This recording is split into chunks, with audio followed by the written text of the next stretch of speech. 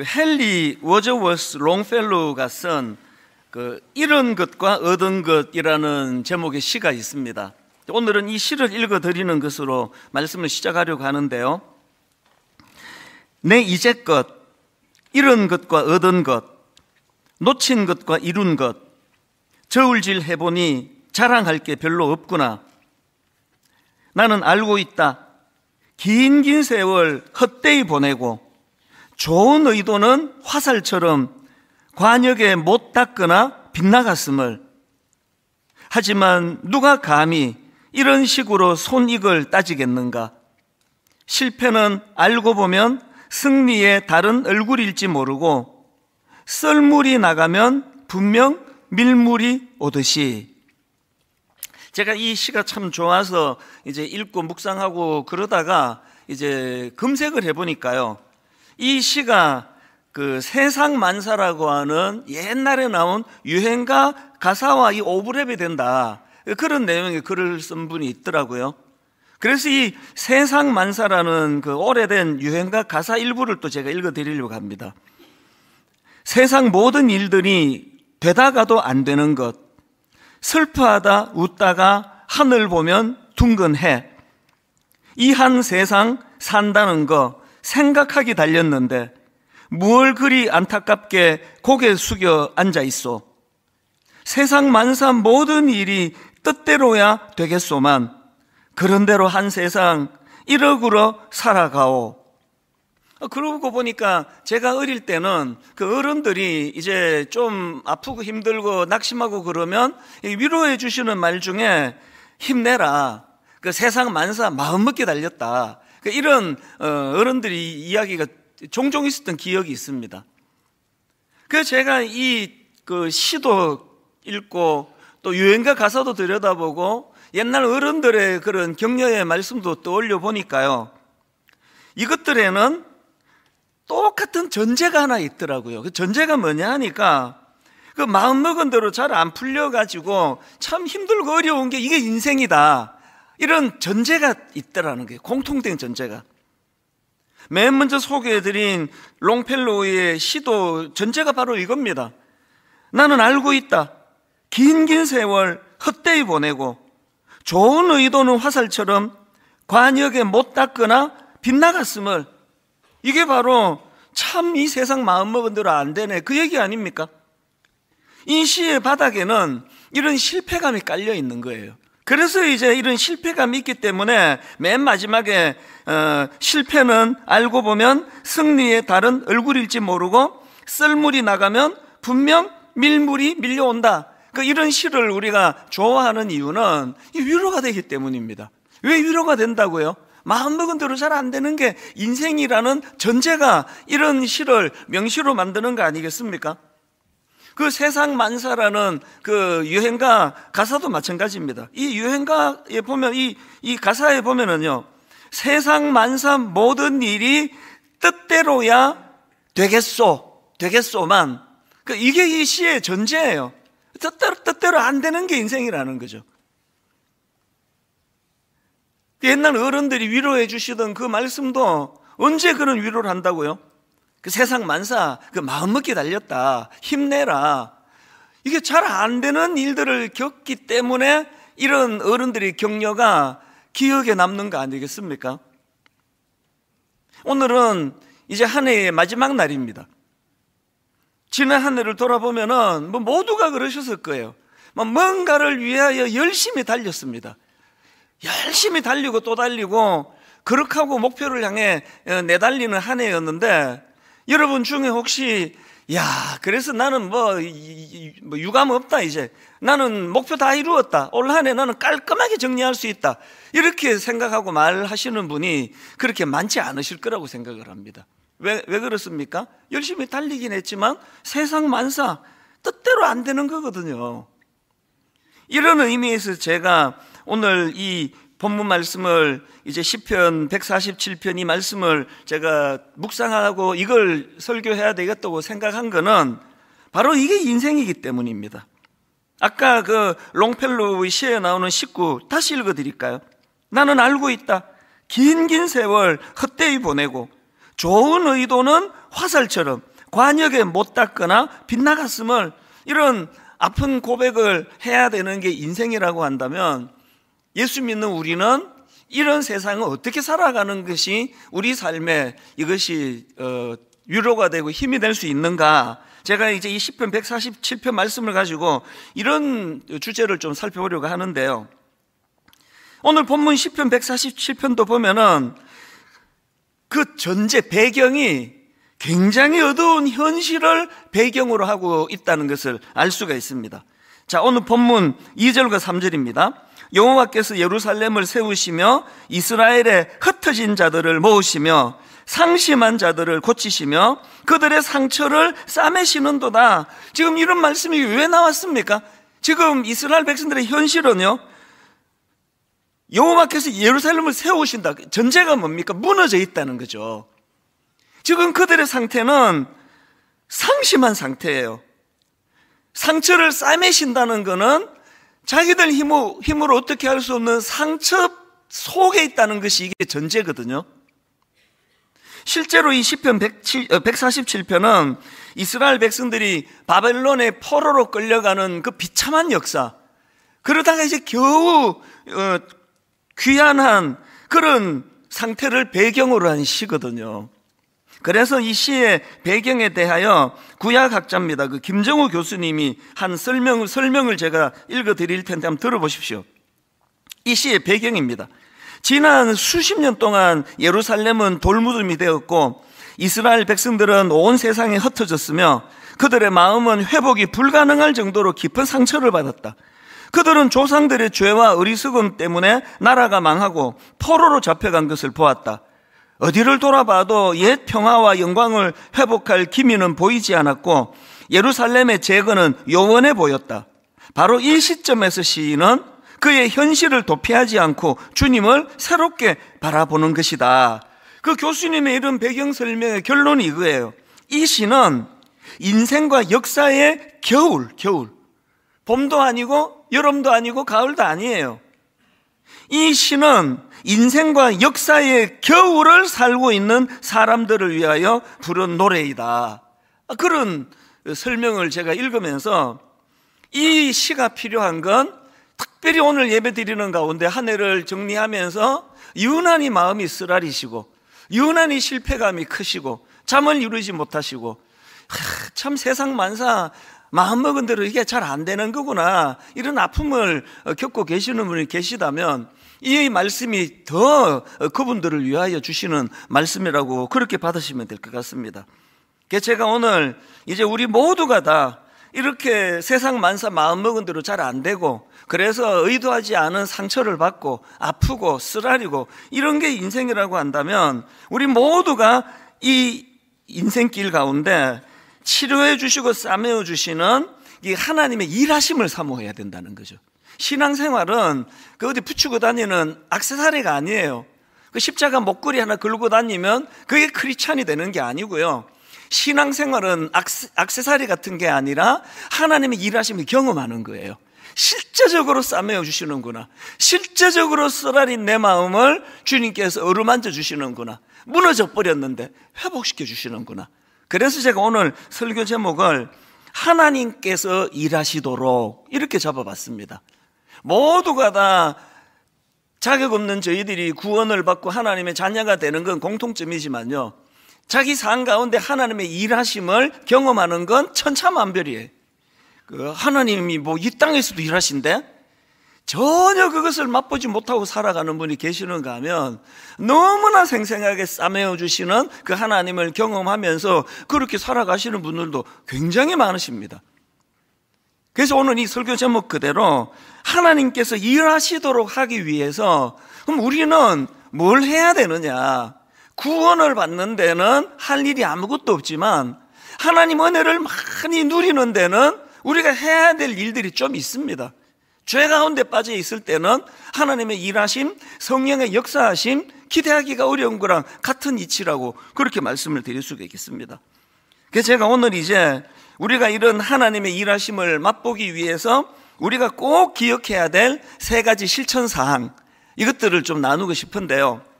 첫 번째로는 뭘 우리가 기억해야 되느냐? 하나님의 일하심을 맛보고 싶으세요? 그렇다면 이 찬양과 감사라는 기둥을 세우셔야 합니다. 제가 왜 이렇게 첫 번째 그 소제목을 이렇게 잡을 수 있었냐면, 바로 오늘 살펴보고 있는 시편 147편의 구조가 그렇습니다.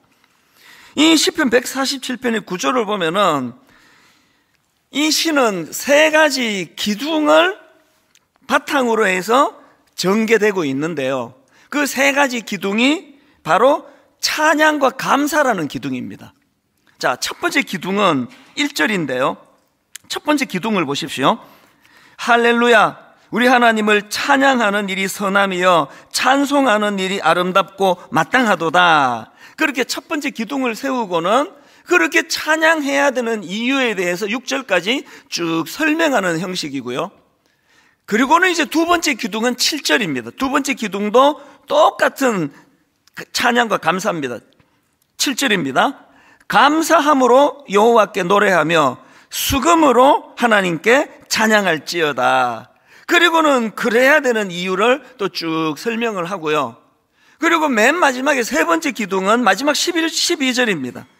예루살렘아 여호와를 찬송할지어다. 시온아 내 하나님을 찬양할지어다. 그리고 제가 시간이 없어서 이 모든 걸 다 설교할 수가 없어서 12절로 잘랐는데요, 사실은 이 12절의 기둥 이후에 또 그래야만 하는 이유들에 대하여 쭉 이제 열거가 되고 있는 게 시편 147편의 구조거든요. 여러분, 우리 내면이 그 포로 귀한 이후로 참 낙심해 있던 그들을 싸매어 주시고 치료해 주시는 하나님의 일하심을 이 시편에서 열거를 하고 있다면, 오늘 저와 여러분들도 이제 하나님의 일하심, 그래서 저를 회복시켜 주시고 저를 싸매어 주시고 다시 일어나게 하시고 회복의 은혜를 주시고 이거를 맛보고 싶으시다면 우리 인생에도 이 감사와 찬양의 기둥을 세우셔야 된다는 거죠. 그런데 여러분, 여기서 중요한 건요, 제가 본문을 유심히 보니까 이 기둥 세 가지가 이제 찬양과 감사를 선포하고 있는데, 놀랍게도 셋 다 명령이에요. 저절로 주어진 게 하나도 없습니다. 자, 첫 번째 기둥 다시 보십시오. 1절 할렐루야 우리 하나님을 찬양하는 일이 선하며, 그 다음 보세요. 찬송하는 일이 아름답고 마땅하도다. 이거 선택 아니야, 알았니? 이건 뭐 해도 되고 안 해도 되고 그런 거 아니라고. 이게 첫 번째의 강력한 메시지예요. 두 번째 기둥을 보시겠습니까? 7절입니다. 감사함으로 여호와께 노래하며 수금으로 하나님께 명령합니다. 찬양할지어다. 세 번째 기둥도 똑같습니다. 12절 예루살렘아 여호와를 찬송할지어다. 시온아 너희 하나님을 찬양할지어다. 명령이에요. 여러분 아시잖아요. 감사라는 거, 찬양이라는 거, 그 감정이에요. 감정은 물 흐르듯 흐르는 거예요. 그냥 기분 좋으면 찬양이 나오고요, 뭐 우울하고 어두우면 찬양 안 부르게 되잖아요. 막 뜨겁게 옆에서 찬양을 예배 시간에 불러도 마음이 우울하고 어두우면 못 불러요. 막 겨우 이제 막 신용회라도 하자는 분들을 보면은 한 2옥타브 깔아가지고 예루살렘아 뭐 이게 뭐 저게 찬양인지 무슨 신음소리인지 그게 정상입니다. 그게. 그런데 지금 여기 보니까요, 찬양에 대하여 감사에 대하여 그렇게 방치하지 말라는 거예요. 강제로 그걸 선포하라는 겁니다. 명령한다는 거예요. 네 지금 우울한 건 알겠는데 네 우울한 것이 하나님을 향한 찬양을 면제해 주는 거 아니다. 힘내라. 우리는요 이런 권면을 자꾸 딴 사람한테 해요. 자기 배우자한테도 하고 자녀들한테도 하고 뭐 다락방 가서 또 순원들한테 하고 그러는데요, 이 말씀을 가장 우리가 유념해야 되는 건 놀랍게도 찬양과 감사에 대한 선포와 명령은 우리 자신에게 해야 돼요. 저는 여러 번 말씀드렸잖아요. 우울하고 어둡고 깔아앉으면 막 저를 꾸짖어요. 정신 차리라고. 뭘 끝까지 그렇게 힘이 빠져 있느냐고. 그 뭐 누가 봤으면은 뭐 엄청난 일을 당한 것 같겠다. 답답하냐고? 그럼 나가. 공원이라도 걷다가 와. 막 저를 그냥 그렇게 다그쳐가지고, 그러고 문 열고 나가면서 찬양하는 거예요. 그리고 입으로 안 나오면은 듣는 거예요, 찬양을. 그렇게 한 10,000보 걷고 나면은요, 몸만 상쾌해진 게 아니에요. 영혼도 회복이 돼요. 그리고 많은 전문가들이 그게 너무나 우리 신체의 원리라고 그런 말을 하더라고요. 여러분, 어두울수록, 우울할수록, 답답할수록 찬양의 기둥을 세우셔야 돼요. 감사의 기둥을 세우셔야 합니다. 우리가 이렇게 찬양과 감사로 기둥을 세우고 나면 그때 비로소 하나님의 일하심이 보이기 시작합니다. 2절과 3절입니다. 여호와께서, 주어가 지금 맨 앞에 여호와께서로 나옵니다. 여호와께서 예루살렘을 세우시며 이스라엘의 흩어진 자들을 모으시며 상실한 자들을 고치시며 그들의 상처를 싸매시는도다. 우리가 우리 상처를 싸매지든가요? 내 우울한 마음을 내가 애써서 회복이 안 되는 거거든요. 누가 합니까? 하나님이 하세요. 하나님의 일하심이에요. 그분께서 우리를 세우시고 모으시고 고치시고 싸매어 주시는 거, 이거 선포해야 선포. 제가 이 본문 말씀을 묵상하다가 열왕기상 18장에 나오는 엘리야 선지자가 불쑥 떠올려졌는데요, 열왕기 18장의 상황은 지금 민족적으로 극심한 가뭄이에요. 안 그래도 건조한 그 나라가 지금 3년 6개월 가뭄입니다. 이 말로 다 할 수 없이 드라이해진 상태거든요. 그런데 그 내용을 다루고 있는 열왕기상 18장 41절에 보면은 엘리야가 아합 왕에게 이상한 소리를 해요. 뭐라고 얘기하는가 보니까 엘리야가 아합에게 이르되 올라가서 먹고 마시소서. 큰 빗소리가 있나이다. 눈을 씻고 봐도요, 이 41장 상황에서 빗소리는 고사하고 손바닥만한 구름도 나중에 나와요. 그냥 아무것도 없는 상황이에요. 그런데 지금 엘리야는 지금 거짓말하고 있는 겁니까? 과장하는 겁니까?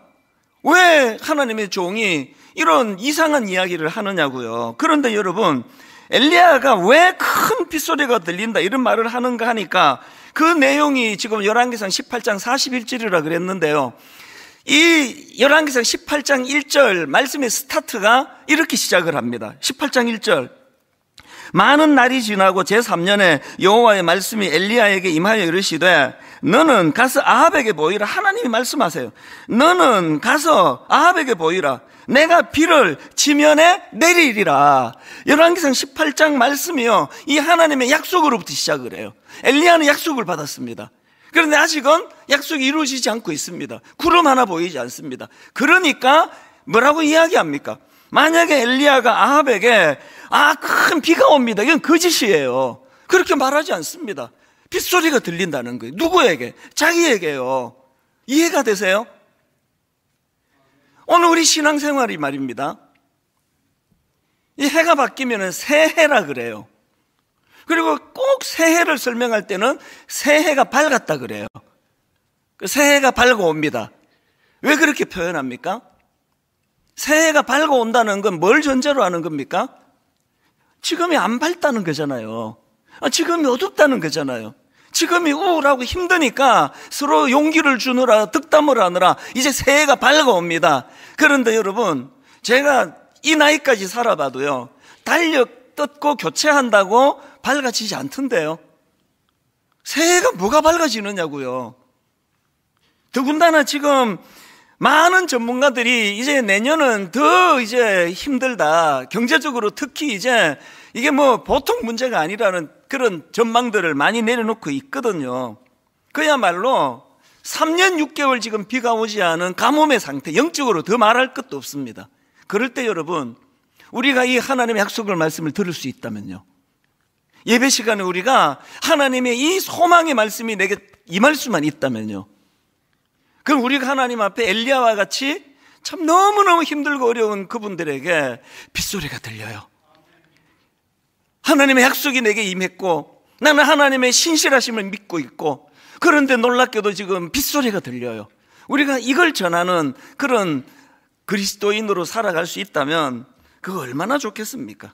여러분, 지금 여러분 이 불안한 시기에 여러분에게는 어떤 소리가 들리세요? 여러분, 어떤 소리가 들리세요?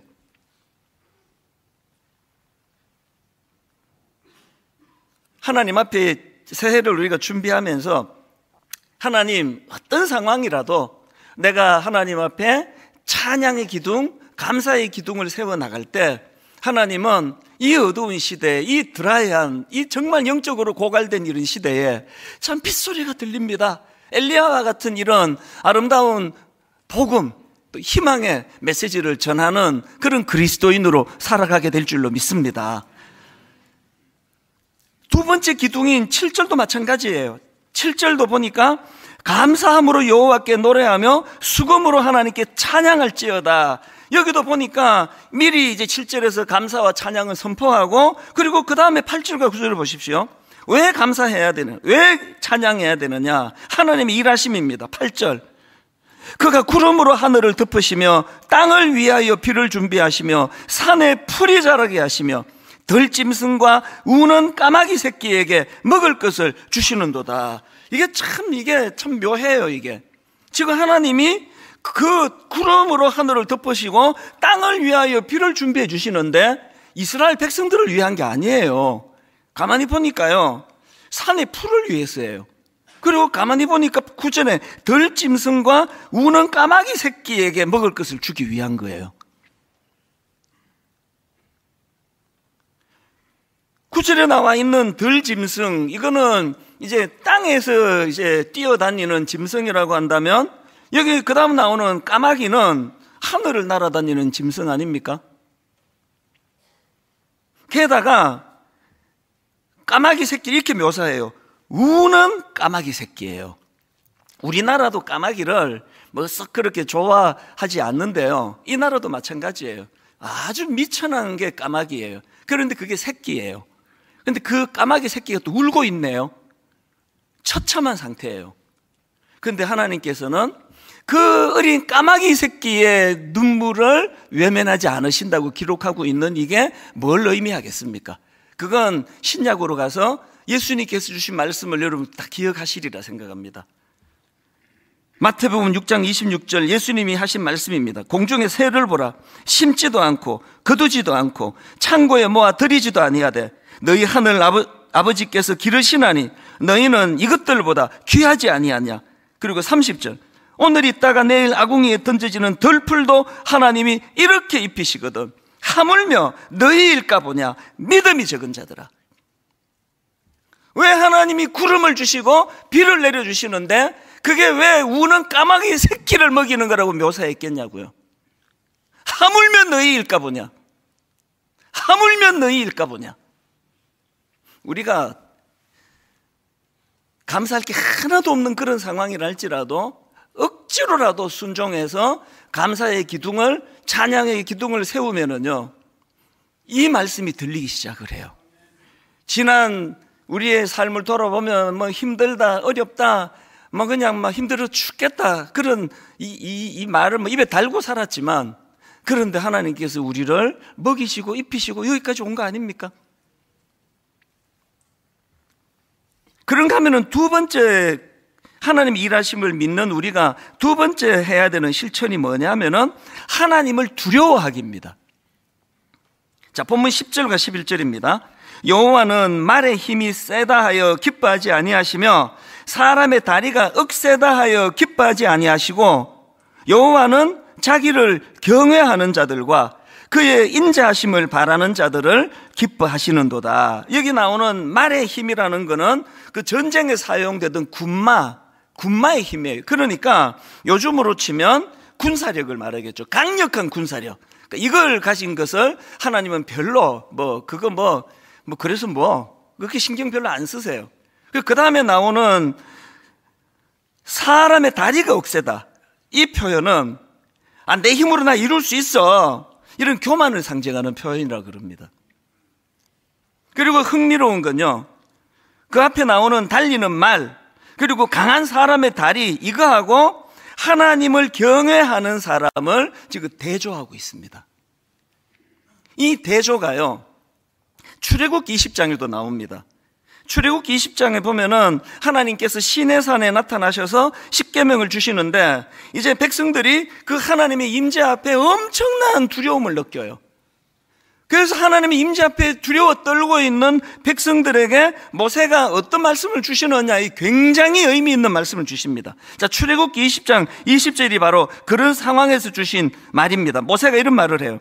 모세가 백성에게 이르되 두려워하지 말라. 하나님이 임하시면 너희를 시험하고 너희로 경외하여 범죄하지 않게 하려 하심이라. 앞에 나오는 두려워하지 마라, 이것도 영어로 말하면 fear라는 단어 아니겠습니까? 영어 성경을 보면은 뒤에 나오는 하나님이 임하시면 너희를 시험하고 너희로 경외하여 할 때 이 경외도 이것도 영어 성경으로 fear예요. fear of God. 하나님을 두려워하는 거예요. 그러니까 두려워하지 말고 두려워해라는 거예요. 이 모세의 말씀의 포인트가 뭐냐 하면 하나님의 임재를 두려워만 하지 말고, 잘 들어보세요. 하나님의 임재를 두려워만 하지 말고 그 하나님에 대한 두려움을 죄 짓지 않는 도구로 사용해라는 거예요. 이쯤 한국 교회가 왜 이 모양이 됐는지 다 고백해야 될 때가 됐다고 생각하거든요. 여러분, 하나님 두려워하세요? 여러분, 정말 두려워하세요? 잊혀질만 하면 무슨 시사 프로그램에 나오고 잊혀질만 하면은 세상 사람들 모두가 조롱하는 이런 짓거리를 했다고 또 무슨 프로그램에 나오고 또 프로그램에 나오고, 이게 어떤 현상입니까? 안수 받는다고 자동적으로 하나님을 두려워하는 게 아니라는 걸 말해주는 거 아닙니까? 장로가 됐다고, 권사가 되면, 모태신앙인이면 저절로 하나님을 두려워하는 게 아니라는 걸 말해주는 거 아닙니까? 여러분, 하나님 두려워하세요? 하나님을 두려워하지 않는 그 사람에게는 하나님의 역사가 나타나지 않습니다. 저 목사들인데요, 참 사춘기 중고등학교 시절 심지어 대학교 가서도 하나님을 두려워하지 않았던 것 같아요. 성경 이게 말도 안 되는 거 이게 이런 기적이 어떻게 일어나느냐고 이런 생각이 나오고, 여기가 그만하게 발짱 끼고 진짜 하나님의 능력이 성경에 이렇게 나타난다면 우리 집을 어떻게 좀 해주시. 왜 계속 이런 불평을 하고 푸념을 해야 될 때는 내 인생에 아무런 일도 일어나지 않았습니다. 두려워하지 않는데, 하나님을 두려워하지 않는데 하나님의 일하심은 없습니다. 여러분, 하나님 두려워하세요? 정말 두려운 마음으로 예배를 드리세요. 내가 하나님께 집중하지 않으면 그 하나님이 너무 경외라는 건 두려워하는 마음이에요. 목사가 하나님을 두려워하는 그 순간에 그의 목회 안에 하나님의 일하심이 일어날 줄로 믿습니다. 장로, 권사, 안수집사, 내년에 분당 우리 교회는 진짜 한번 이제 제2의 하나님 앞에서 부흥을 꿈꾸고 있는데, 그 모든 부흥을 꿈꾸는 첫 번째 단추는 하나님을 두려워하는 거예요. 지금 외도, 성적인 문제, 상상을 초월합니다. 교회 안에 말로 다 할 수 없는 일들이 일어날 거라고 많은 분들이 이야기를 합니다.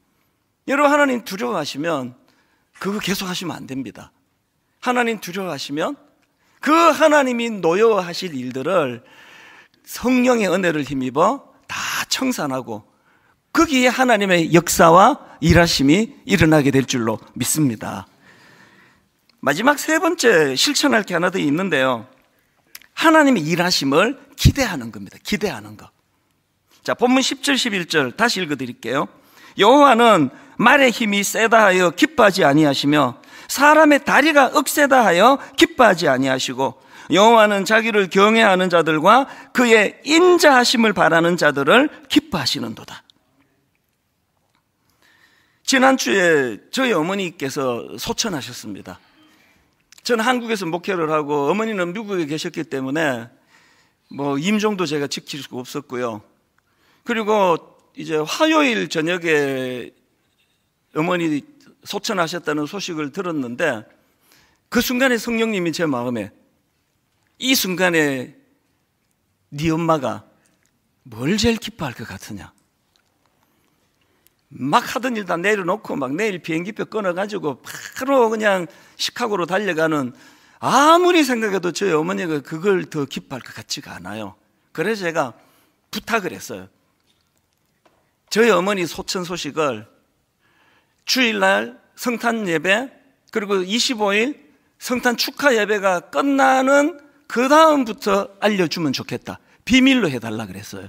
그리고 제가 성탄 예배 드리고 24일 예배, 주일 예배 드리고 성탄 예배 드린 후에 그날 오후에 가려고, 우리 형제들도 그걸 다 양해를 해줘서 그렇게 이제 장례 절차를 다 준비를 했는데 마음이 바뀌었습니다. 제가 주일날 특별히 이번 성탄 축하 예배는 기쁨이 이게 이번 예배의 포인트였는데 아무렇지도 않은 것처럼 설교할 자신이 없는 거예요.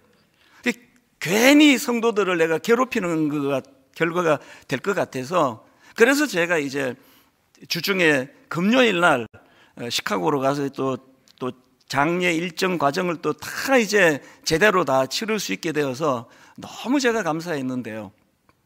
우리 교역자들에게 제가 지난주 우리 광 목사님이 그 편지를 소개해 주는 걸 제가 듣고 마음이 너무 뜨거워졌어요. 저는 우리 젊은 목사님들한테 이 메시지를 전하고 싶었습니다. 우리 목회자는 하나님께 드려진 존재다. 우린 종이다. 우리의 스케줄대로 사는 거 아니다. 장례가 잘 이제 치러졌는데요. 저희 오남매는 뭐 다 이렇게 흩어져 살아가지고 이번에 거의 진짜 수년 만에 처음으로 다 모였는데요. 많은 걸 제가 새로 알게 됐습니다. 저는 저희 어머니를 딱 한마디로 요약을 한다면 저는 승복이라는 단어로 요약이 된다 생각했거든요. 아버지가 금식기도 하다가 돌아가셨는데 뭔 일을 이런 식으로 하시느냐고. 그러나 하나님은 창조주기 때문에 내가 승복하겠다고. 그래서 어머니 하면 저는 승복이라는 단어가 떠올랐는데 이번에 보니까 그게 아니에요. 저희 어머니는 77년도에 미국으로 이민을 가셨기 때문에 뭐 수십 년 신앙생활한 많은 어른들이 계세요. 그분들이 단 한 명도 예외 없이 똑같이 하시는 말씀이 저희 어머니에 대한 설명이 승복이 아닌 거예요. 저희 어머니는요, 어떤 상황에서도 흔들리지 않는 감사의 어른이었다고. 그래서 이거 처음 알았습니다. 어머니는 승복으로 설명되는 건데 그것보다 더 큰 개념이더라고요. 어떻게 그런 상황에서, 어떤 상황에서든 감사할 수 있지? 그런가 하면은 우리 오남매가 이번에 모여가지고 막 서로가 뭐 계속 같은 말을 반복했습니다. 공통적으로 똑같은 말을 했습니다. 뭐라고 말하는가 하니까 우리 여기 5명은 죽었다 깨어나도 우리 아버지 어머니 인격 못 따라간다. 우리는 뭐라고 해도 우리 아버지 어머니 그 영성을 따라갈 수가 없다. 모두가 동의하고 모두가 그것을 인정하고 그랬거든요. 저는 목사잖아요. 제 아버지도 목사님이셨잖아요.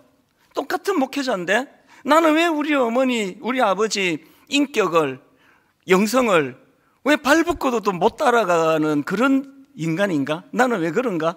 묵상을 했죠. 답을 그 본문에 답이 있더라고요. 본문 10절 11절 다시 읽어드릴게요. 여호와는 말의 힘이 세다 하여 기뻐하지 아니하시며 사람의 다리가 억세다 하여 기뻐하지 아니하시고 여호와는 자기를 경외하는 자들과 그의 인자하심을 바라는 자들을 기뻐하시는도다. 세 번역으로 11절, 주님은 오직 당신을 경외하는 사람과 당신의 한결같은 사랑을 기다리는 사람을 좋아하신다. 저희 아버지는 말씀을 전해야 되는 목사 설교자인데요, 말을 더듬으셨습니다. 여러분 다 아시죠? 조금 더듬으신 게 아니라 말을 심하게 더듬으셨어요. 그래서 주일 11시 예배를 인도하시려면요, 새벽부터 기도하셔야 돼요.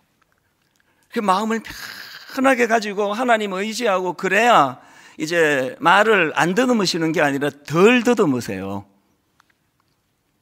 한 9시, 10시 중간에 어떤 집사님이 툭 마음을 긁어 놓으면 그날은 이제 말 심하게 더듬으면 설교가 잘 안 되시는 거죠.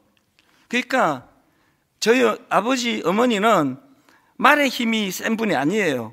사람의 다리가 억센 분이 아니에요. 그래서 이제 평생이 하나님을 의지하는 기도의 삶을 살지 않으면 이게 생존의 문제예요. 그래서 우리 자녀들이 떠올리는 아버지는 등을 바닥에 누이고 주무실 때가 많지 않다는 거예요. 뭐 본 적이 없다는 사람도 있어요. 기도하시면서 엎드려서. 그리고 40일 금식기도 저희 아버지 어머니에게 이건 선택이 아니에요. 그러다 돌아가셨어요.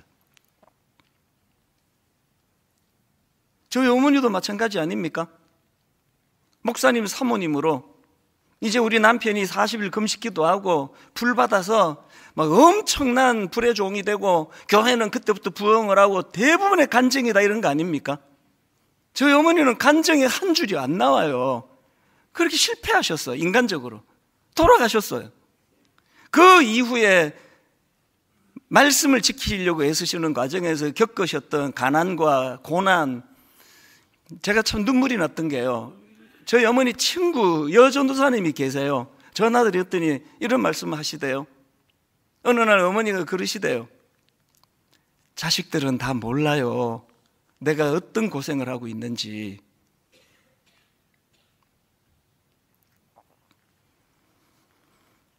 제가 감사한 건요, 저희 아버지 어머니 말에 힘이 세다 이렇게 할 수 있는 분도 아니고 사람의 다리가 억세다 이렇게 할 수 있는 분도 아닌데, 그런데 우리 부모님은 그런 연약함을 열등감으로 몰고 가지 않으시고 하나님을 의지하는 것으로 몰고 가셨잖아요.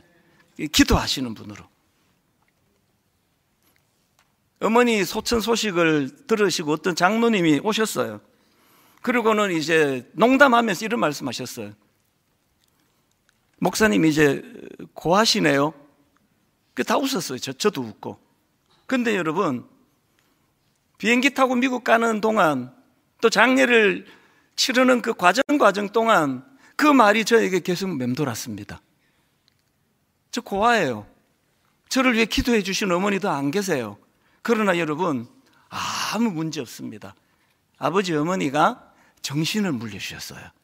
제가 그래서 장례를 치르는 게 너무 영적으로 의지하던 어머니셨기 때문에 너무 슬픔도 크고 아픔도 컸지만 그 장례 기간 동안 하나님이 저에게 엄청난 은혜를 주셨어요. 그래서 돌아오는 그 시간서부터 피곤하지가 않아요. 바로 밤에 도착하고, 수요일 밤에 도착하고 목요일 새벽에 일어나서 지금까지 달려가고 있습니다. 하나님께서 어떤 힘을 주시는지 아십니까? 이제 어머니 저 위에 기도하시는 분 안 계십니다만, 그러나 하나님 이 원리를 내 마음에 새기기 원합니다. 여호와는 말의 힘이 세다 하여 기뻐하지 아니하시며 사람의 다리가 억세다 하여 기뻐하지 아니하시고, 여호와는 자기를 경외하는 자들과 그의 인자하심을 바라는 자들을 기뻐하시는도다. 교회 좀 커졌다고 의시되면 그거는 말의 힘을 의지하는 거예요. 뭐 설교 조회수가 좀 많아요, 이걸 자꾸 의식하는 건 이거는 사람의 다리가 억세다고 하는 태도예요. 저의 교만을 하나님이 다 꺾어주시기를 원합니다. 완전히 다 꺾어주시고 철저하게 주님은 오직 주님을 경외하는 사람과 주님의 한결같은 사랑을 기다리는 사람을 좋아하신다. 이제 내년에 분당 우리 교회는 한번 은혜를 향하여 달려가기 원합니다. 오늘 저녁에 9시에 송구 영신 예배 때 출정식을 선포할 것입니다. 오늘 저녁 9시에 분당 우리 교회가 추구하는 방향을 선포하게 될 것입니다. 꿈을 꾸게 될 것입니다. 이 모든 일이 가능해질 수 있다면 딱 한 가지예요. 말의 힘을 자랑하지 않는 거예요. 사람의 다리가 억세다는 걸 자랑하지 않는 겁니다. 가난한 마음으로 새해에 하나님 주실 힘, 일하실 하나님, 그 하나님을 기대하면서 그렇게 달려가는 새로운 한 해가 되기를 주님 이름으로 축원합니다. 이 본문 말씀을 가지고 만든 찬양을 요즘에 계속 우리가 부르지 않습니까? 우리 주는 위대하며 능력이 많으시도다. 그의 지혜 무궁하며 인자는 영원하도다. 하나님이 일하심, 상한 자를 고치시며 상처를 싸매시는도다. 별들의 수를 세시며 이름을 붙이셨도다. 우리 가사를 생각하시고 한 해를 점검하시면서 비장하게 하나님 앞 이 찬양으로 그렇게 나아가기 원합니다. 우리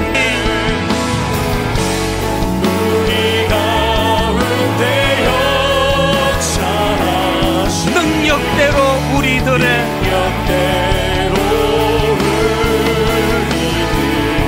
간구함을 넘치도록 일하신 하나님, 그 하나님을 찬양합니다. 능히 하신 주님께 모든 영광과 존귀 찬양과 경배를 돌릴지어다. 그 하나님을 찬양합니다. 모든 영광과 존귀 찬양과 경배를 돌릴지어다. 우리 다 자리에서 일어나셔서 우리 가운데 역사하신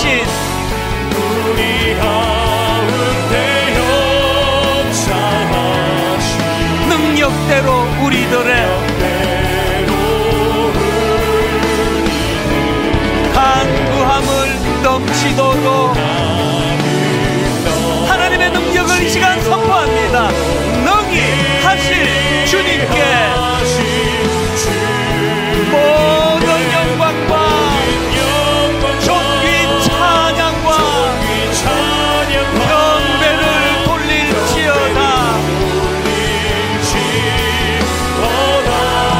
모든 영광과 존귀 찬양과 경배를 돌릴지어다.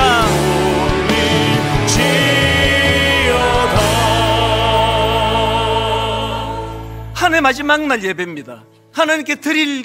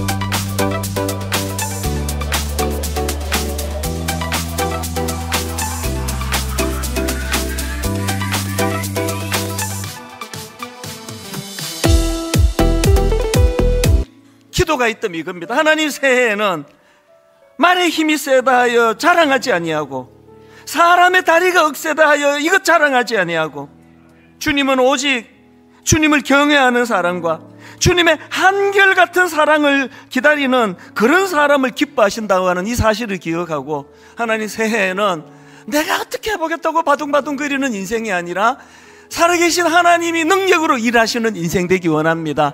살아계신 하나님이 능력으로 일하시는 가정이 되기 원하고 교회가 되기 원합니다. 우리 한번 한 목소리로 합심하여 새해를 꿈꾸면서 은혜롭게 주님 앞으로 나아가기 원합니다. 기도하시겠습니다. 살아계신 하나님 아버지, 오늘 주신 말씀을 마음에 새기기를 원합니다. 하나님, 우리가 이 땅에 살아가는 삶을 여호와는 나의 힘이 세나여 기뻐하게 하기를 축원합니다. 여호와는 사람의 다리가 흑대나여 기뻐하게 하기를 축원합니다. 여호와는 자기를 경외하는 자들, 여호와는 그의 인자심을 바라는 자들을 기뻐하시는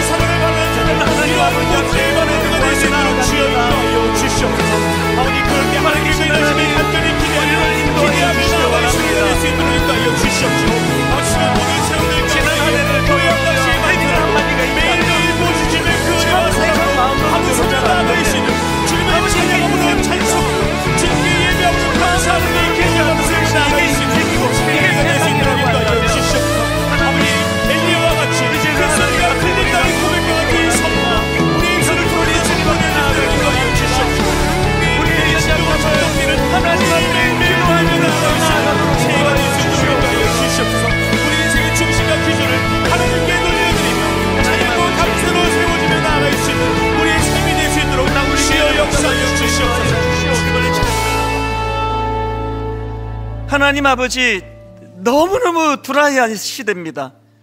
너무 아버지 건조하고 메말라, 영적으로 육적으로 건들면 짜증이 나고 화가 나고 울분이 치밀어 오르는 시대를 살아가고 있습니다. 영적으로 3년 6개월 아버지 비가 내리지 않습니다. 이럴 때 하나님 엘리사에게 주셨던 놀라운 약속의 말씀을 주시기 원합니다. 하나님, 상황은 달라진 게 하나도 없는데 엘리야 귀에 빗소리가 들린다. 아버지, 이 사실을 선포할 수 있는 믿음의 하나님의 사람들 되게 하여 주시옵소서.